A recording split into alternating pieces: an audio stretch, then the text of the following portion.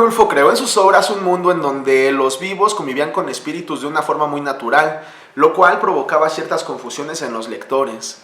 Este detalle es considerado uno de los puntos más fuertes dentro de su estilo de escritura, y también es de las cosas que lo llevaron a ser considerado como uno de los máximos representantes del realismo mágico. En Antes que lleguen los opilotes conoceremos a dos mujeres, Lubina y Latusa, quienes embarcarán en la búsqueda del cuerpo del desaparecido esposo de Lubina, Justino.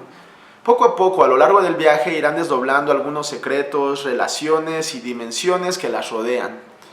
Preparen sus barcas y alístense para mezclar la magia y la realidad, porque en esta ocasión toca desentrañar el cine con Antes que lleguen los opilotes de Jonás Díaz. Ya saben que yo soy Costas y veamos. Comencemos por mencionar que la cinta sabe explotar muy bien algunos elementos del denominado realismo mágico. Por ejemplo, desde el inicio vamos viendo la ubicuidad de uno de los personajes, es decir, que aparentemente está en dos lugares al mismo tiempo.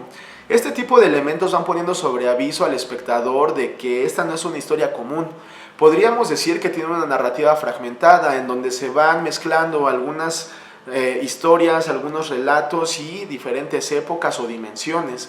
Y de alguna manera todo esto se va quedando revelado hacia el final de la cinta, en donde podemos ver una mezcla de personajes de diferentes épocas conviviendo en un mismo espacio, lo cual no hace más que incentivar el debate dentro de la mente del espectador de si estos personajes son o fueron y por qué siguen ahí. Una de las características interesantes que tiene el guión es la manera en la que hace hablar a cada uno de sus personajes, pues podríamos decir que a partir de sus diálogos se van configurando, pues cada uno tiene una forma muy particular de hablar. Pero además, si volvemos a lo que planteábamos de Rulfo, podemos ver que del mismo modo que lo hacía el escritor, estos diálogos nos van reflejando la manera en la que se habla en los pueblos o de un México que ya para estas alturas nos resulta un poco lejano.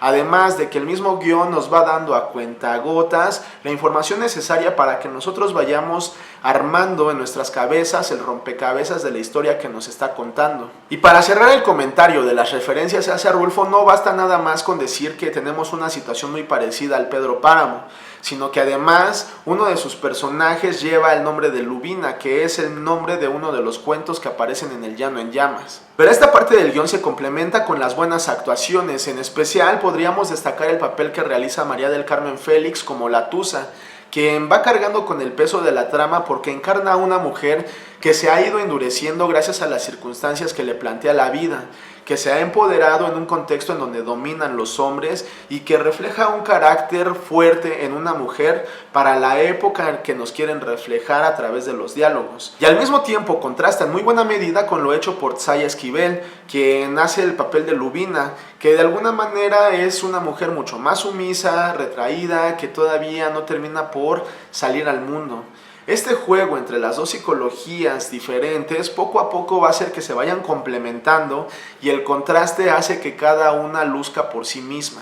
En adición a esto podemos mencionar la fotografía, y aquí sí habría que decir que el filme está realizado en blanco y negro, lo cual de alguna manera le pone un reto mayor a la iluminación, y sin embargo tiene momentos muy destacables. El fin principal de este elemento es el de generar una atmósfera onírica o de sueños para envolver los diferentes diálogos o las diferentes situaciones. Pero además también cabría mencionar que todo el arte que conforman las diferentes escenografías para hacernos viajar entre una época y la otra y entre los diferentes espacios que nos están proponiendo también están bastante bien logrados. Finalmente mencionar que la mayor parte de las acciones suceden en entornos cerrados, usando normalmente un comedor, una habitación, una cocina.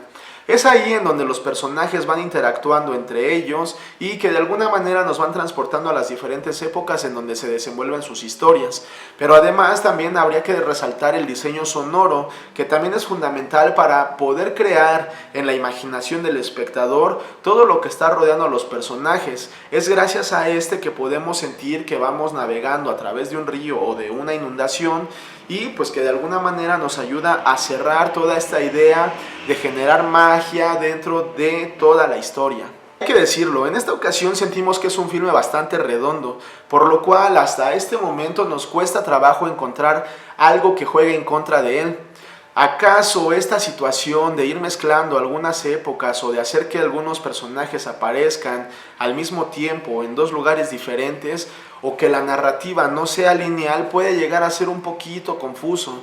Y sin embargo, consideramos que más allá de que sea algo que vaya en su contra, juega en favor de la misma historia, pues le da cierto valor, hace que el espectador tenga un papel mucho más activo tratando de desentrañar o de descifrar por qué están ahí o cuáles son los elementos o hacia dónde va la historia y qué es lo que nos quiere decir el director. En conclusión, Antes que lleguen los opilotes es un filme que nos plantea una historia con una gran participación por parte del espectador, que con los diferentes elementos técnicos nos va envolviendo en un mundo en donde pueden convivir algunos personajes en donde pareciera que el tiempo no ha pasado por ellos, y lo logra de una forma tan natural que hace que el espectador se sienta parte de la historia.